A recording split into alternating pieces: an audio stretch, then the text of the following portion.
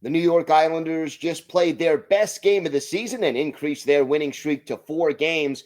We'll tell you why this was the best game of the year and what it means going forward. We've got all that and more on today's Locked On Islanders podcast.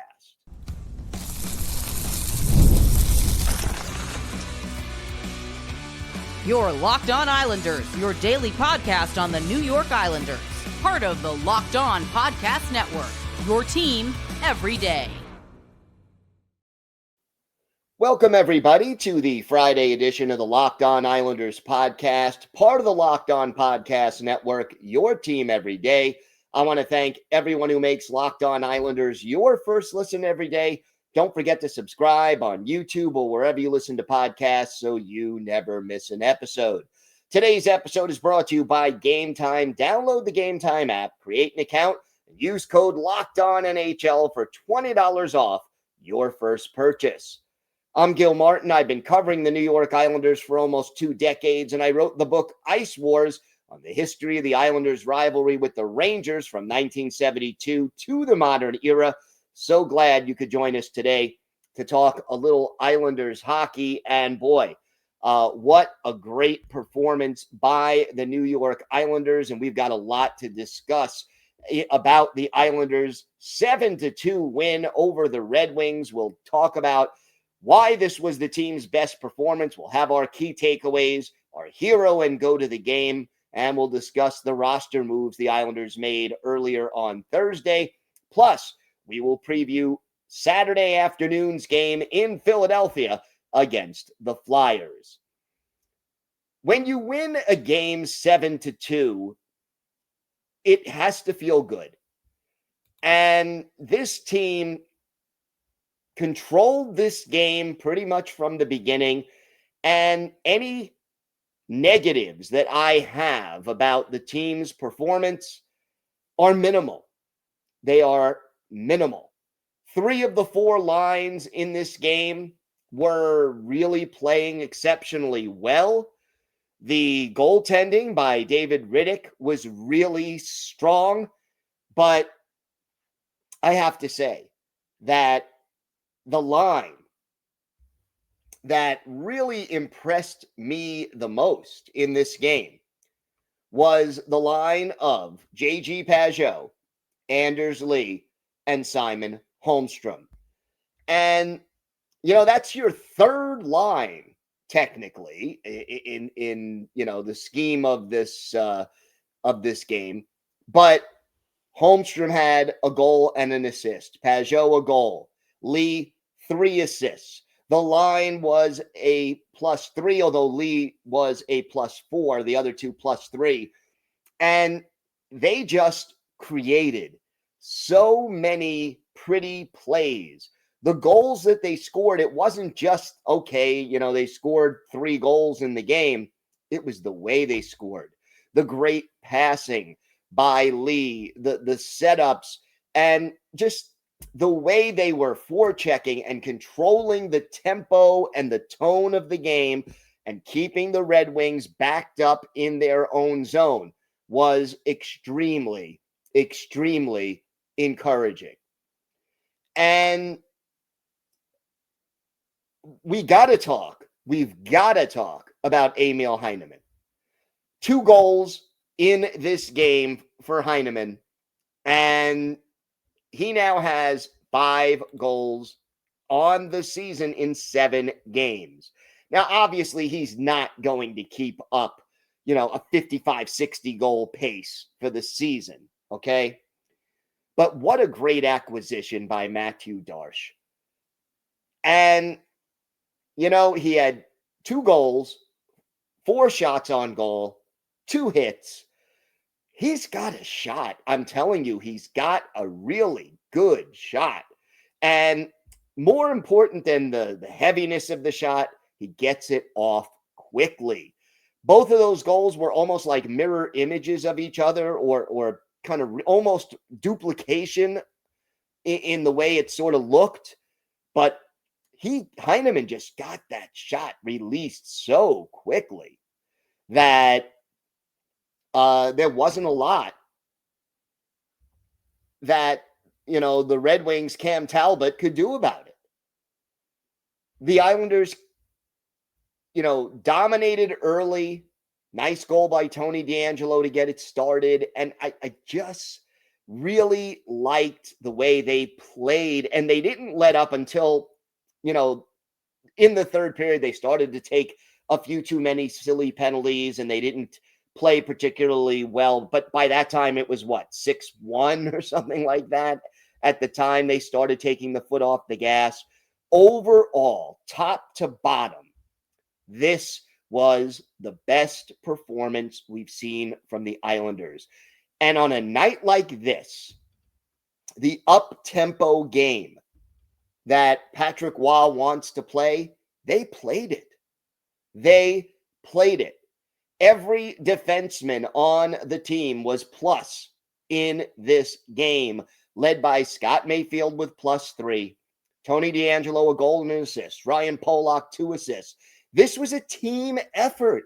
You go up and down this lineup, and almost everybody contributed to the success of the team. And I just liked the way they handled themselves. They didn't let up. They didn't let down. They didn't get sloppy until, again, the game was way out of reach and the clock was winding down. And a couple of things about Mathew Schaefer. For the first time in his NHL career, he did not register a point, but he was a +2. He was on the ice for 25 minutes and 14 seconds to lead the Islanders. He blocked 2 shots. He had a takeaway, and he had a shot on goal. He played really well in this game. Probably played better in this game than he did in some of the other games where he did record a point. And at the end of this game, when the Islanders, when one of the Red Wings players, Appleton in this case, took a run at Schaefer, and I'm not saying he intentionally tried to hurt Schaefer, but he got tangled up with him, took a run at him. When that happened, I loved the response by the New York Islanders. Every player who was on the ice went in and defended Schaefer against Appleton. And why, you may ask? That's earned. That's respect that is earned by Mathew Schaefer for the way he's been playing so far this season. And remember, we're only 7 games into the year. And the Islanders veterans and the players, to a man, understand already how important Mathew Schaefer is to this team. So, oh no, he didn't score a point. A new first for Mathew Schaefer, right? But I'll take that any day of the week, the performance he had in this game. This kid is for real. And the way he handled himself and the way his teammates stood up for him was highly encouraging. David Rittich, second good game in a row. He started 2 games. He's played well in both games. We have talked every dayers how much the Islanders need a reliable backup goalie. And just yesterday, we gave you the update. Semyon Varlamov not practicing with the team. Still no timetable. He's progressing. He's actually, dropping down to stop pucks now, which is progress, I guess.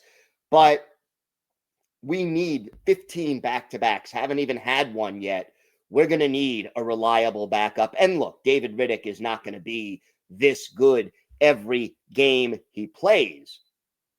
But boy, I'll tell you, if you get solid backup goaltending, that is a big factor for this team going forward.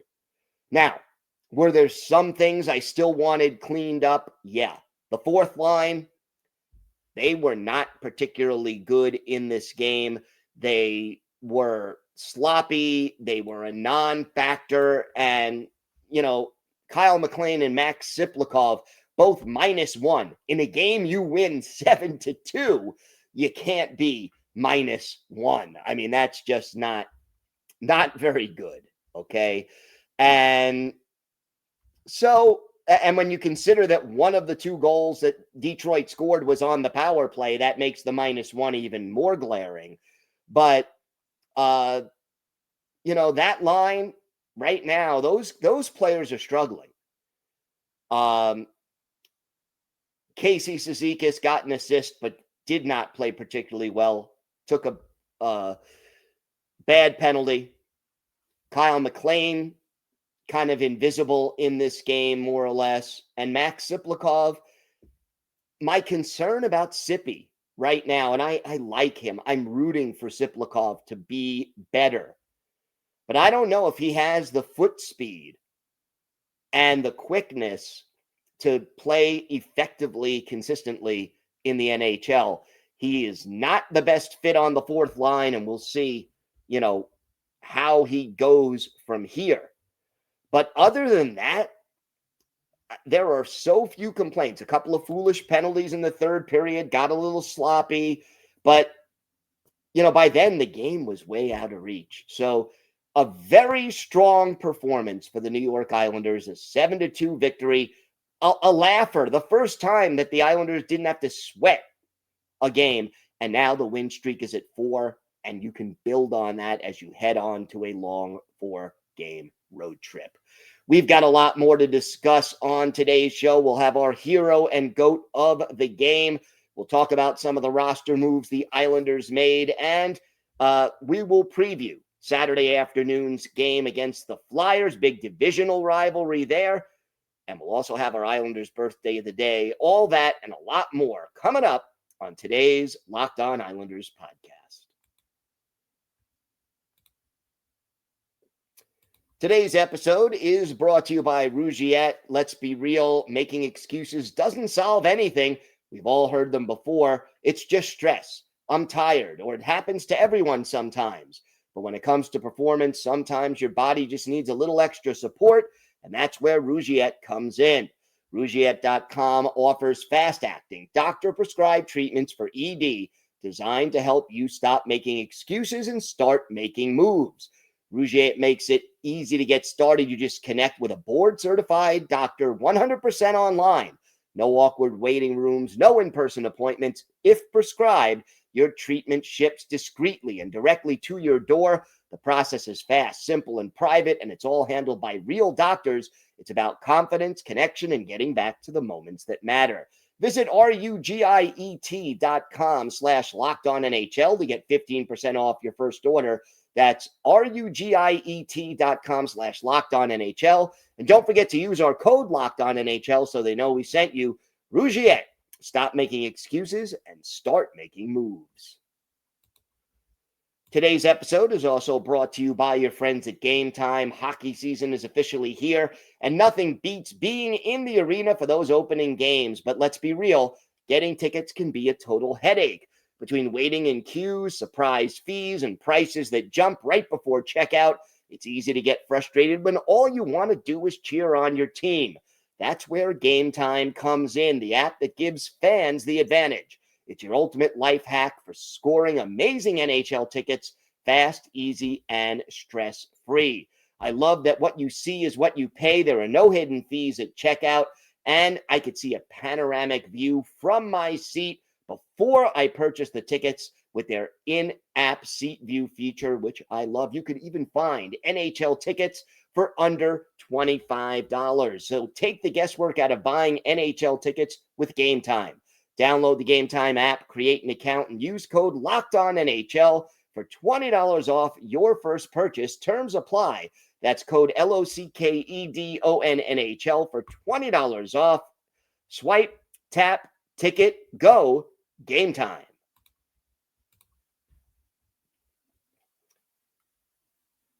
So, hero and GOAT of the game. It's a tough one for hero. You could go with Emil Heineman with 2 goals, but I am going to go with Anders Lee with 3 assists, a +4. and led the team in shots on goal with 6, blocked a shot, recorded a hit, even won both faceoffs that he took. The captain leading by example and getting the job done. So, I mean, you could go Rittich, you could go Heineman, but I'm going Anders Lee in this one. And go to the game, there are 2 candidates.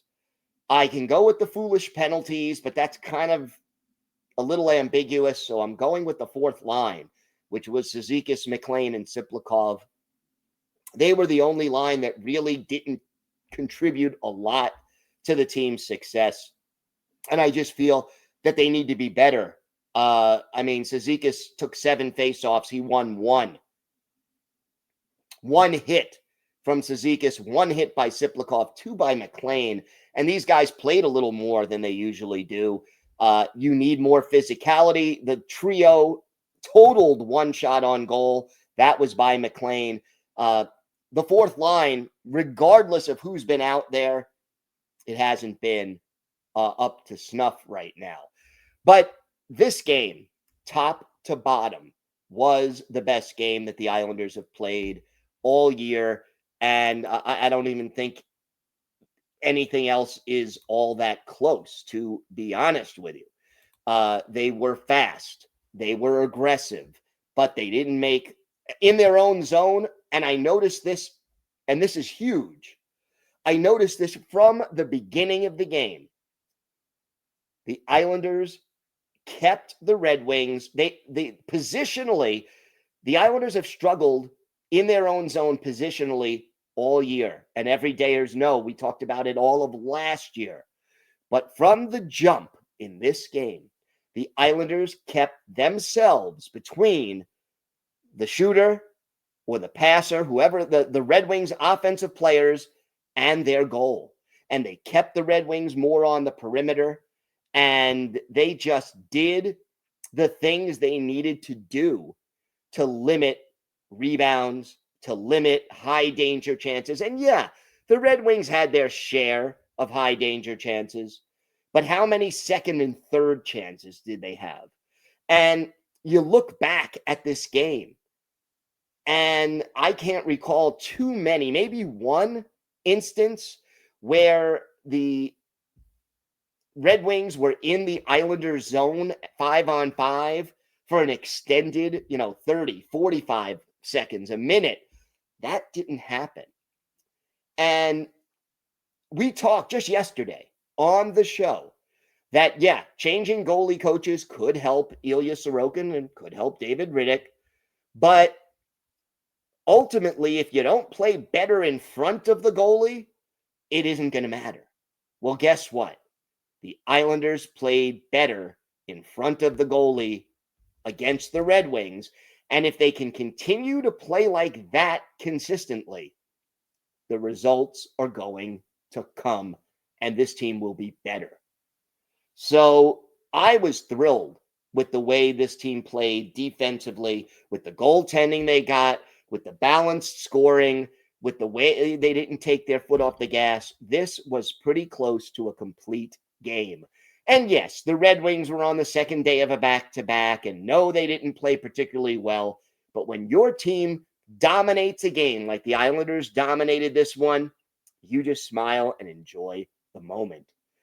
Now, the Islanders did make some moves. First of all, Alexander Romanov placed on IR. They announced that Max Shabanov has an upper body injury day-to-day. He did not play against the Red Wings, and they placed Pierre Engvall on long-term injured reserve. Now, Mark Gatcomb, who was waived yesterday, he cleared waivers, and I'm relieved. I did not want to lose Gatcomb. I would have really sent McLean down instead of Gatcomb, but that's the choice the management made. But Gatcomb now assigned to Bridgeport. So with Shabanov day-to-day, Romanov now on IR, 2 roster spots open up, and the Islanders recall forward Mathew Heineman and defenseman Marshall Warren from Bridgeport. Now, Warren who played really well in the preseason, 2 goals and 3 assists in 4 games with Bridgeport. And he was the AHL Player of the Week in that first week. He's from Laurel Hollow, Long Island. So excited to see him get the call. Now, both Highmore and Warren were scratches. Highmore, by the way, 4 assists in the first 4 games. He's played in 187 NHL games. So those are the guys getting called up. We're happy to have them. A little surprised that Isaiah George wasn't the call-up, but Marshall Warren has been playing so well. I can't argue with that decision. And it's always great, and I mean always great, to see a Long Island native get the call, come up, and play for the Islanders. So we'll see when and if either one of them gets into a game. But those are the roster moves the Islanders made. And glad they didn't lose Gatcom. Happy for the 2 players who got called up, and we'll see how it all proceeds from here. Obviously, we'll keep you updated on Romanov and Shabanov and all the other injured players, including obviously Varlamov, if there's any updates there. So make sure you're with us every day. We're here Monday through Friday on the Locked On Islanders podcast. We've got more to get to on today's show. The Islanders will go for 5 in a row Saturday afternoon in Philadelphia. We'll preview that game. And for our Islanders birthday of the day, a winger who is best known for his time with the Maple Leafs, but spent most of one season with the New York Islanders. Let's see if you can guess who this first overall pick in the 1985 NHL draft is. We'll talk about him and his impact on the Isles. All that and more on today's Locked On Islanders podcast. Today's episode is brought to you by FanDuel. The NFL season is here, and FanDuel has an offer you don't want to miss. Right now, new customers can bet just $5, and you'll get $300 in bonus bets if that first $5 bet wins. That's right. Pick a bet, put down $5, and if it hits, you'll unlock $300 in bonus bets to use across the app. I love how FanDuel gives me so many ways to play. I've built parlays to increase my odds. I've tried player props, and I've even followed the live lines during games. It makes watching football even more exciting when you've got a little something riding on the action. So whether you're a casual fan or love diving into the stats, FanDuel makes the game day experience so much better. So what are you waiting for? Visit FanDuel.com to download the FanDuel app today and get started. Again, place that first $5 bet, and you'll get $300 in bonus bets if you win that first bet. So head to FanDuel.com to get started today. Can the Islanders, who looked so shaky in their first 3 games, win a 5th game in a row? Each win gives this team more confidence. Well, the next game is against the Philadelphia Flyers, a team that is kind of in the same boat as the Islanders as far as right now being kind of in the middle of the standings. They are now 3-3-1 through 7 games. The Islanders are 4-3, so very even as far as the standings are concerned.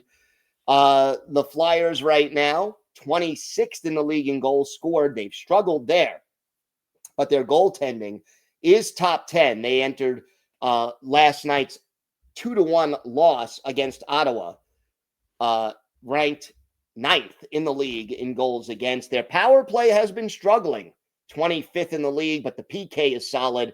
They're killing 83.3% of opposing power plays. That's 11th in the league. The goaltenders are Dan Vladar and Samuel Ursin.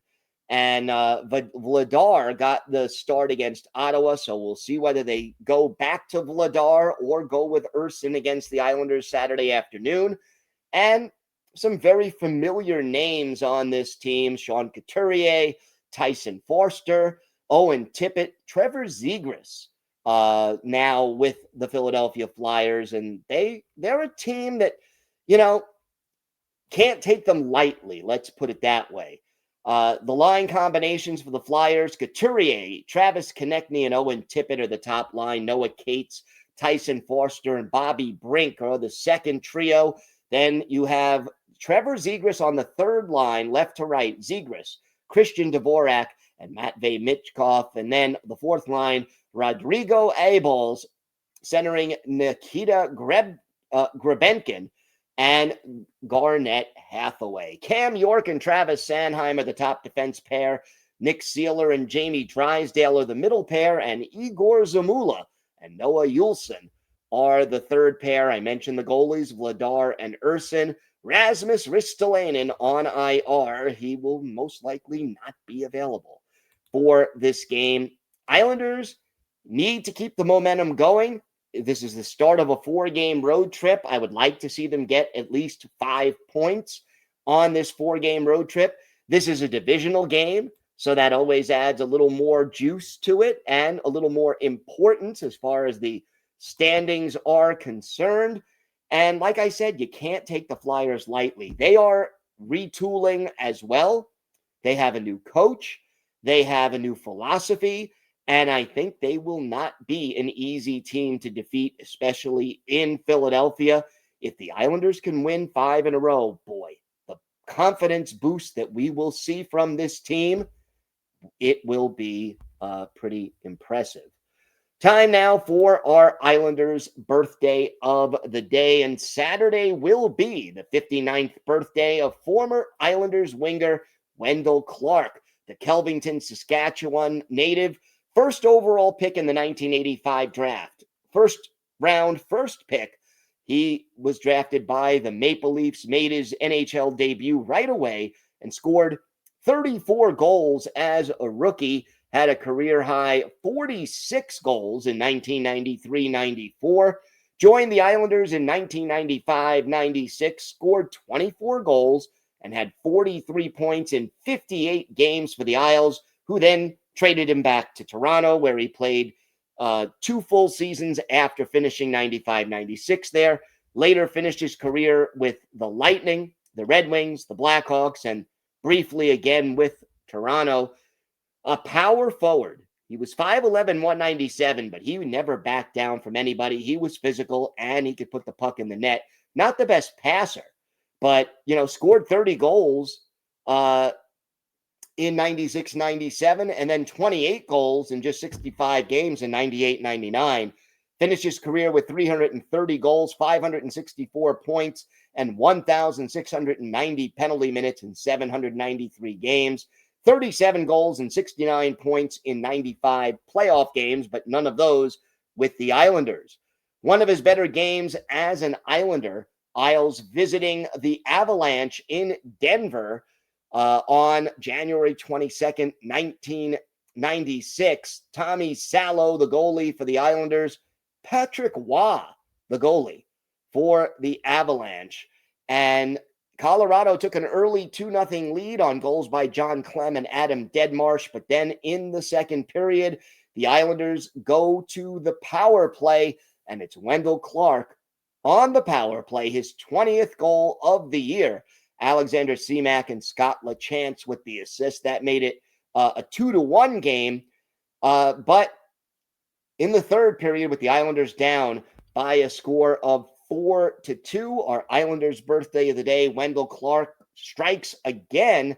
Ziggy Palffy and Travis Green with the assist, but it wasn't quite enough. Islanders fall on this one 4-3. 31 saves for Patrick Waugh, but 33 saves for Tommy Salo. But for Wendell Clark, 2 goals and an assist. He had scored on both of his shots. One of the goals came on the power play. He did actually set up Ziggy Palffy's early third period goal. So the Islanders lose 4-3, but Wendell Clark, 2 goals and an assist. He figured in all 3 points in this game.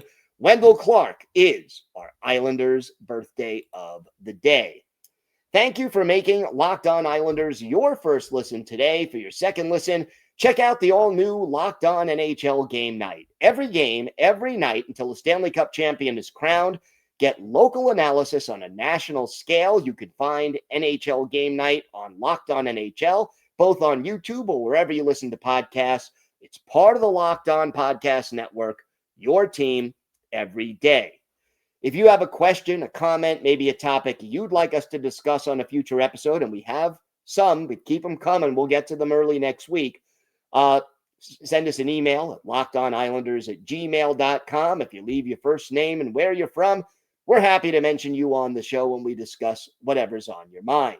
You could follow the show on X at Locked On Isles, and you could follow me, Gil Martin, on X at Ice Wars, NYRVSNYI. We'll keep you up to date on all things Islanders all year long, and I am live tweeting during nearly every Islanders home and road game. So join me for some instant insight and analysis, and it's great to talk Islanders hockey with you, game time or anytime. Everydayers, we're back on Monday.